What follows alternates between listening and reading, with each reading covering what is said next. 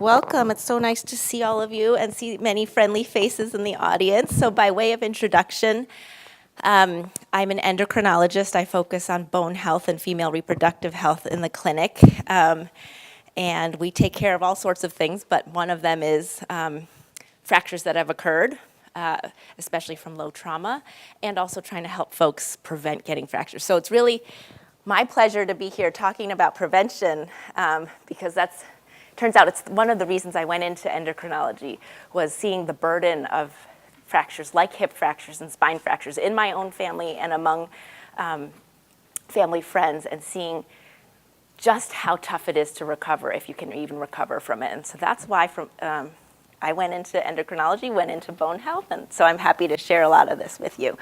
So today I decided to structure our talk as a Mythbusters true-false format. I'm going to go through 5 myths and 5 truths and help hopefully customize for each of us a plan for our personal bone health. We're going to touch on calcium balance in the body, calcium supplements or dietary calcium, the role of vitamin D. We will talk about definitions of osteoporosis, what does it mean, and what's the natural history, what can you expect. And then we will touch on safe and effective drugs as well too. And I tried to speak with some of you before the talk to see what you're interested in. I will say we have 30 minutes. I've prepared 24 slides. So usually for me, that means I'm going to have about 5 or 6 minutes for questions. So if something comes up during, I'm happy to take it. If I start getting off behind schedule, I'll save them for the end, if that's okay. All right, so myth number 1. And these myths are based on things that I have heard a lot from folks coming into my office, the questions I'm asked the most, I would say. So a lot of patients have said to me, but I thought if my calcium on my blood test, on my metabolic panel is normal, that means I'm in balance, I'm eating enough calcium. Right. And so I'm here to say that's not necessarily true. I'm going to show you a picture of the physiology in the body. But it turns out blood calcium is very tightly controlled in our body. Our body really needs it to be between 8.5 and 10.5 milligrams per deciliter. And the body prioritizes blood calcium above all other things, above your bone health, for instance. And I'll talk about that a little bit on the next slide. So if you don't have enough calcium intake, you will subsidize the blood calcium with your bone calcium. So bottom line, a normal blood calcium does not necessarily mean, so a normal calcium gotten in your blood test does not necessarily mean you are at normal body calcium balance. So let me put this picture up here that I've drawn. So I talked about the blood calcium or extracellular calcium. Basically, all the fluid in your body likes the calcium to be around 9 milligrams per deciliter. Why? The reason is because our muscles and our nerves both really rely on calcium to act, to squeeze, to send a nerve action potential. What's a really important nerve in your body? The brain. What's a very important muscle in your body? The heart. So you can see now why the body prioritizes blood calcium, the blood that is serving your brain and your heart and all other nerves and muscles, why it is so important not to be too low, neither to be too high. And so minute to minute, we've developed these parathyroid glands. Para, meaning next to the thyroid, so there are 4 little glands on the back of your thyroid and your neck. They're not related to the thyroid in terms of function except for by geography. And they turn on and off as needed to make sure your calcium is pretty stable in the blood. So if you're eating dietary calcium, you like things in your diet that are calcium, that will help boost this number up. If you eat a lot of calcium, it will get excreted in your urine, right? So these are the body's really smart mechanisms of keeping calcium really nice and stable. And so if you're not eating much, you start conserving at the level of the kidney, and your parathyroid glands turn on. They make a hormone called parathyroid hormone. And that's incidentally why an endocrinologist, a hormone doctor like me, takes care of bones. I think a lot of people never understand the connection, but this is why it's connected. And goes to the bone and tells the bone, what it does is it turns over bone. It releases the mineralized calcium in the bone into the blood. So, oh, and I have a fact at the bottom here. So it turns out that 99% of the calcium in your body is stored in bone, and that's what the calcium's there. Also, the body's really smart. It's stored in the skeleton, and the skeleton serves as a tether for your muscles and your ligaments. It also stores to wrap around your really important organs, so you can see why it's smart. It serves as a skeleton, a structure, a house, and as a buffer for your blood. So what are calcium requirements? They vary by age, to the best of our knowledge. Growing children, pregnant women may need more. For adults, the range typically is between 1,000 milligrams to 1,200 milligrams per day. And how do you get calcium in your diet? So turns out it can be a little bit tricky, and a lot of us talk about bioavailability. Is it more bioavailable from dairy sources or from dark green leafy vegetables? It probably matters more who you are. I can't say for everybody this is the best way. Probably certain people absorb better from some sources than others, and certainly the longer I've been in practice, the more I know not everybody likes dairy, not everybody likes green leafy vegetables, so it has to work for you. But here's one nice thing I like to show people in terms of if you're trying to figure out where you are in terms of your dietary calcium. One easy way is to look it up online. One serving of broccoli, one serving of kale, how much calcium is in there. And then for foods that may have a food label, you can read it. So here's a food label for skim milk. And you scan down here and you see calcium and it says 30%. What does 30% mean? So it turns out it's 30% of your United States recommended daily allowance. And for these purposes, 100% is 1,000 milligrams. So for calcium, the math works out pretty easily. 30% of your RDA is 300 milligrams.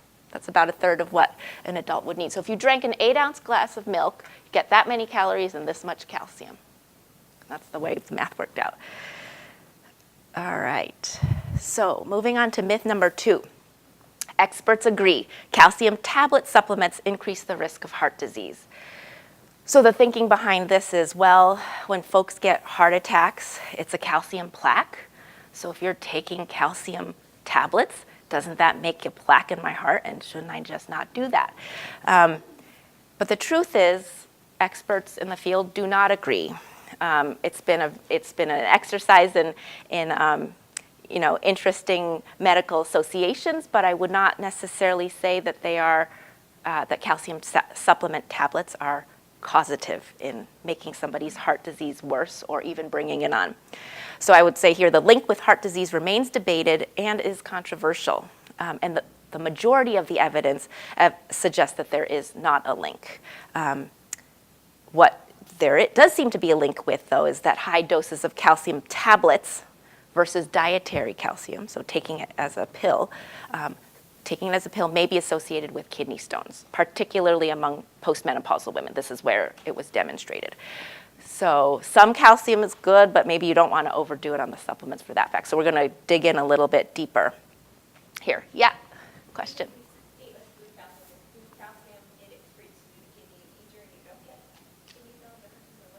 Right, so I'm going to repeat the question. The question was, why is there a distinction between food sources of calcium and tablet sources of calcium? It's a very good question, and I don't know that anyone knows the right answer. It probably has to do with the fact that food sources of calcium may be absorbed better and in more of a, sort of a slow, sustained release version. It's when it comes with other things like fat and in a meal and things like that, rather than as what we medically say a bolus, like just swallowing calcium tablets, suddenly you get a bunch. But that's purely conjecture. And so then we do recommend if you're going to take tablets that it may be, we know it's better absorbed with food and maybe quote unquote safer if you are worrying about excretion and kidney stones and things like that. Yep. It makes you wonder if the calcium gummies, right, that are really tasty and they come with a little sugar and a little fat sometimes, if that is also safer or better tolerated. So what's the bottom line on calcium supplements? They are, I think what we need to do is pay attention to the term supplements. They are indeed supplements. So if one could achieve adequate diet calcium intake, and I just told you it's about 1,000 to 1,200 milligrams, then you don't need a supplement. But if it's really hard to achieve that, say if you're only getting about 200, 300 milligrams a day, then that person would be someone for whom supplements would be considered. So they are just that, supplements. Plus, there's no extra credit. So you saw that, right? Any extra calcium you take gets excreted through the kidneys. So if some is good, is more better? Not necessarily. It will get excreted, and maybe you have a risk of kidney stones. So it's good to do the math once in a while to see these are the foods I tend to eat, these are the foods I tend to like. A lot of foods are fortified these days, like cereals, noodles, milk, almond milk. Oh, milk has it. Almond milk is fortified. So a lot of people are surprised when they do this exercise and see what they are getting in their normal diet. Moving on to myth number 3. Calcium and vitamin D are absorbed together. If I'm getting enough calcium, then I'm getting enough vitamin D. So what's the truth here? It can actually be pretty challenging to guess one's vitamin D status. But why do we talk about them all together all the time? So let's talk a little bit about vitamin D sufficiency. So what is vitamin D and what does it do, and why is an endocrinologist talking to you about it once again? Turns out vitamin D is actually a hormone and acts similarly to our other classic hormones, it acts on receptors in the body and then has, late downstream effects. And one of its main roles is to make the gut receptive to calcium. So with sufficient vitamin D, you prime your intestines to absorb the calcium that you've worked so hard to eat in your diet. And if you are vitamin D deficient and you don't have enough vitamin D, you could be eating a lot of calcium, but it may not get absorbed by the small intestine. And that's why we link them together in one breath sometimes, but they're very different. So what are some sources? A natural source of vitamin D is when the skin gets exposed to sunlight. And actually, it does not need that much. Turns out it's, especially in California, it's only a few minutes a day of uncovered, unsunscreened skin.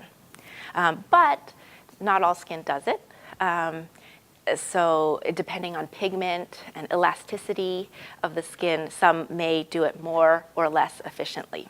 So we don't necessarily recommend sun exposure as relying on that necessarily. And then dietary sources are the other way to get it. Turns out it's also pretty tough to get it from diet. It's not so easy. This picture here has some of the sources. Mushrooms are a very high source.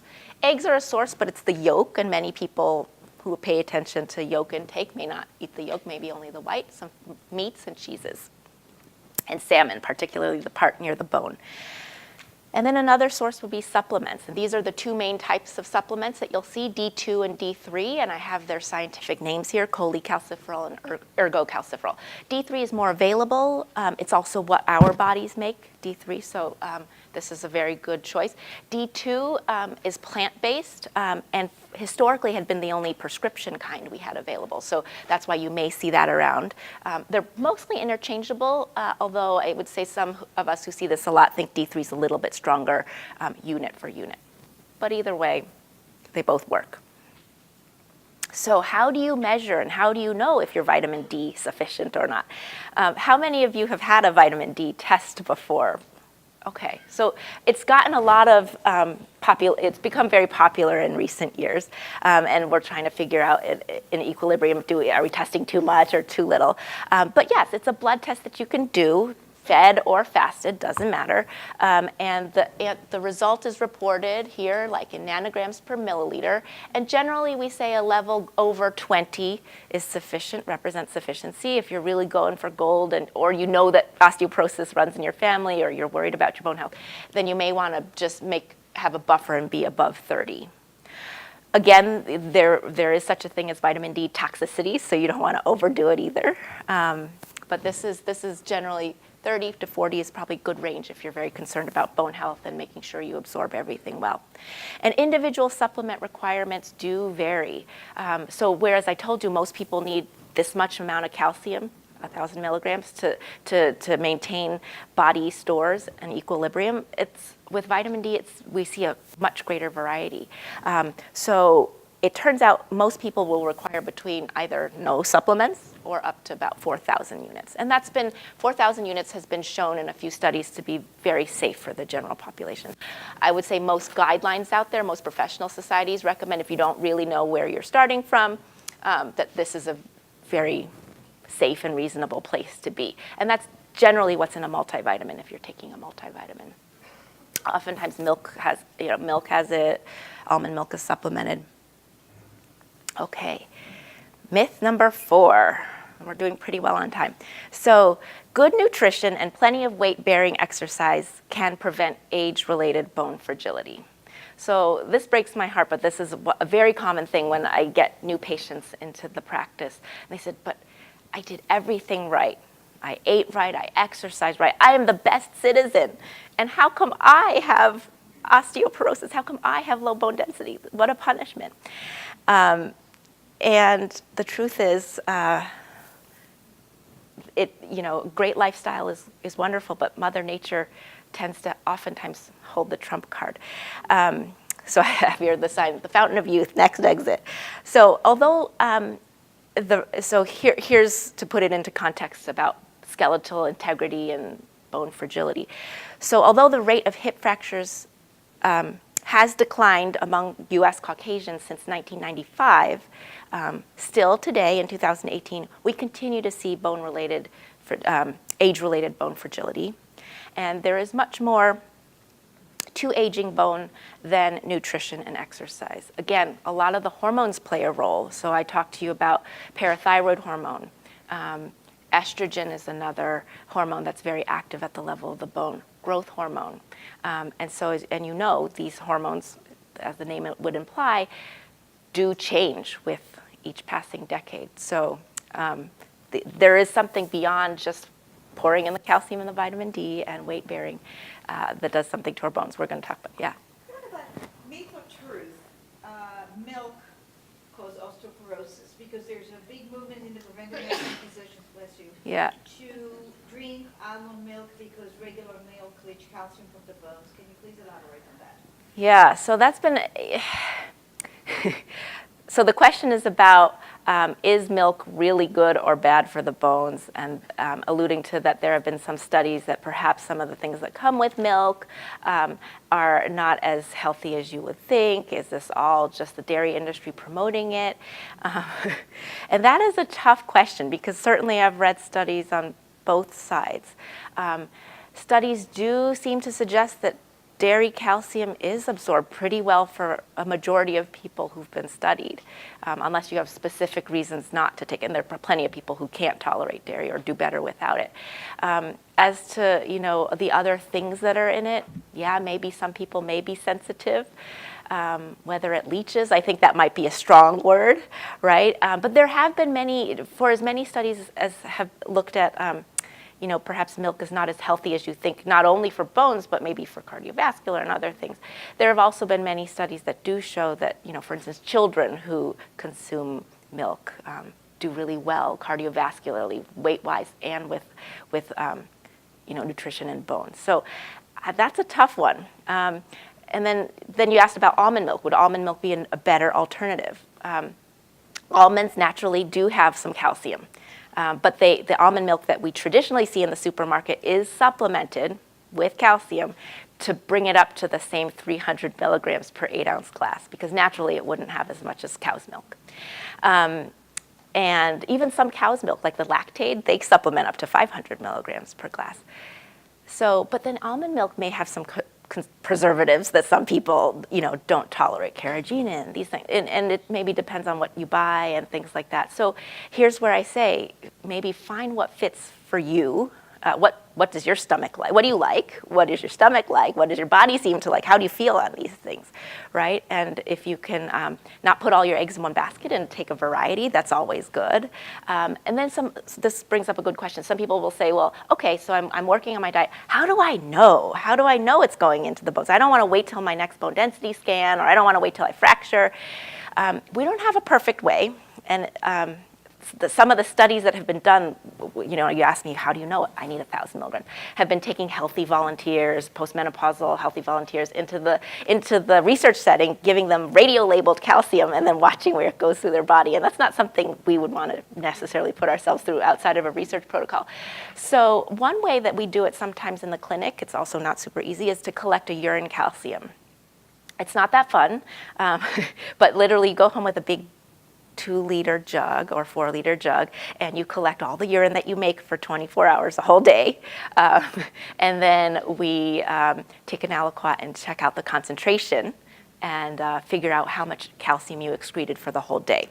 And it operates on that principle that I showed you with the, you know, the parathyroid in the bone and the calcium in the blood.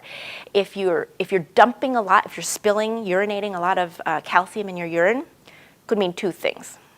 Either you've got plenty and so you're getting rid of the extra, or you're not absorbing. Well, actually, you absorb in the stomach, remember, in the intestines. So you're clearly absorbing it, or you're just not reabsorbing. The kidney's not saving it when it should, or you're losing so much bone that you're also dumping some. So bottom line, I caution, the test is not perfect, but sometimes it gives me a ballpark, me and any of the doctors out there, a ballpark estimate, especially if the urine calcium comes out at 0 or 10, or it usually doesn't come out at 10, it's 50. But if it comes out as 0, undetectable calcium in your urine, then you might think, you know, hey, I'm hanging on to it for dear life. My kidney is holding on to every molecule of calcium it sees. So maybe I am not getting enough, absorbing enough, right? Just because you swallow it doesn't mean it's necessarily getting absorbed by the small intestine. So for those for whom we're really worried, and this tends to be people that I know have malabsorption, they can't gain weight no matter what, or they have an inflammatory bowel disease, or they've had surgery of the small bowel, then that's the times where we might look. Or if you're just really curious, you can do it. It takes being home, tethered to your 24-hour urine collection kit, and then bringing it back to the lab. And it's spilled in many a car, and I get a lot of grief for it. Now my urine's all over the back seat of the car. I'm like, oh, sorry. But great question. So somebody did ask about, well, you know, tell me about osteoporosis. What does it mean, right? It's silent. It's a descriptive term to mean that the bones are fragile and porous, and that they may be more likely to break with minimal trauma. So it's a chronic condition, but the bad thing is the fracture, right? You may have osteoporosis, but it may never bother you if you never fracture. So here what I have on the graphs are for men and women, fracture rates by age. So age on the x-axis, and then sort of annual incidence per 1,000 people in the US. So for men, you can see here, so blue line is fragility fractures of the hip, spine, forearm, and upper arm. So areas of the body we kind of care about and are associated with some morbidity. And then the red is the dreaded hip fracture, right? And then you say dreaded because that's very hard to recover from. Because it's so bad, but because the numbers are relatively small, for instance, compared to spine and forearm. So these two happen a lot more often.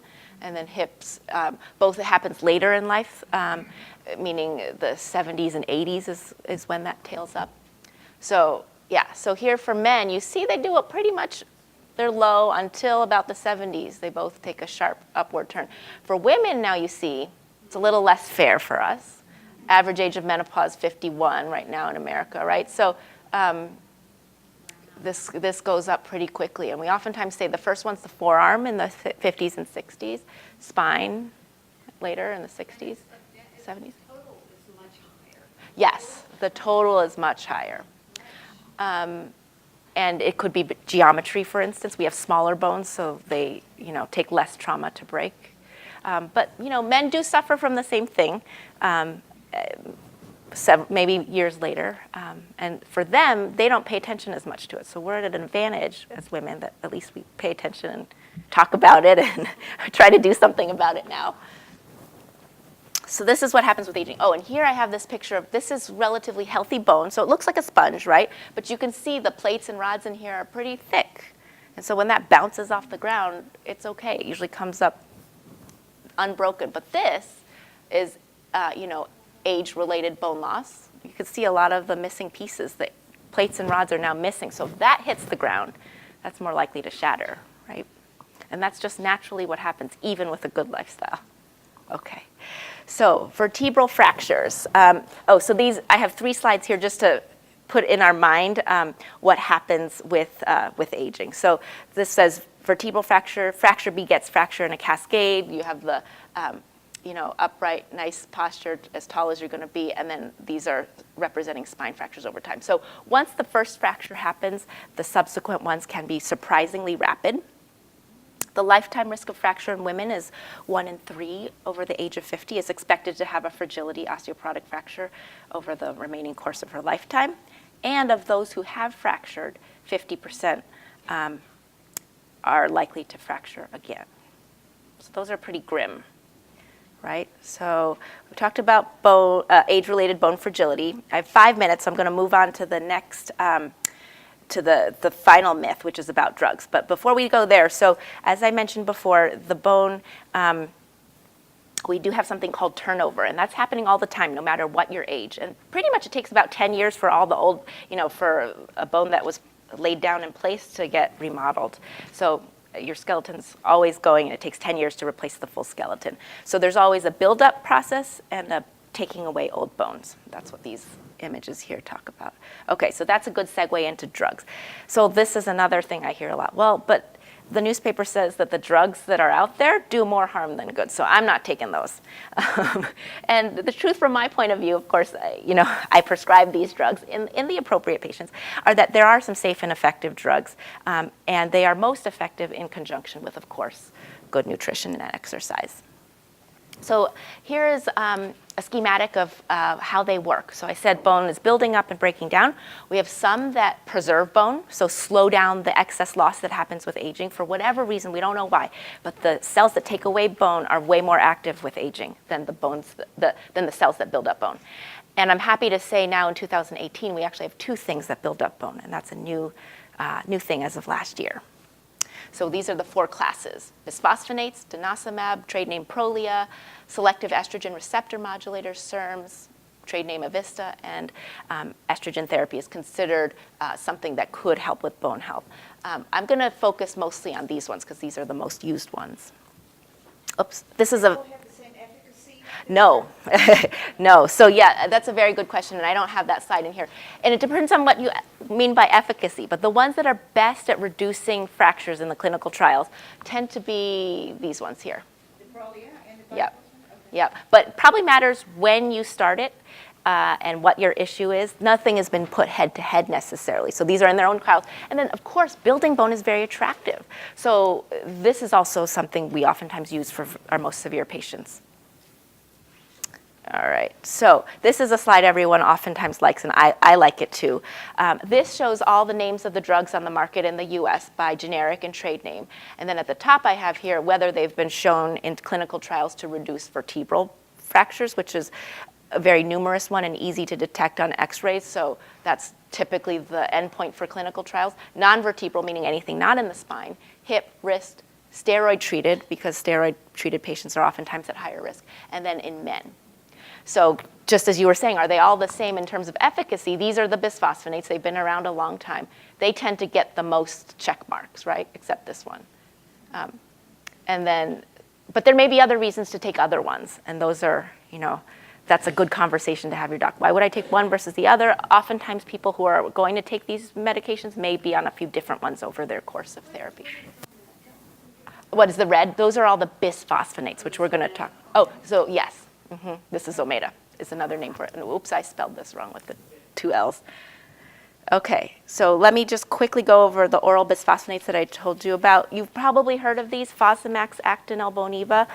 They should be taken on an empty stomach with water, wait 30 minutes before other intake. That is because they're hard to absorb in the intestinal tract, and that's why we treat it very carefully that way. For those who couldn't take it orally, they can take it by IV. And they've gotten a really bad wrap in the press. So here are the good things that they do. There are some which is reduce fragility factors by about 50%, depending on which one and what site. But there are some extremely rare side effects, and I may have to talk about those later because I'm running out of time. Sorry. But you may have seen these in the news: osteonecrosis of the jaw, atypical femur fracture. I'm happy to speak about them outside later. So here's a picture of osteonecrosis of the jaw. Bottom line, super rare. Usually people have some other risk factors that we know. It doesn't happen to garden variety postmenopausal women usually. Here's where the atypical femur fractures happen, as opposed to a fragility femur fracture up here. And then I talk about the concept of a holiday, but sorry, I'm running out of time. Shouldn't have taken so much time. So in summary, adequate calcium intake is needed to maintain bone integrity. Adult calcium requirements about 1,000 to 1,200 milligrams per day.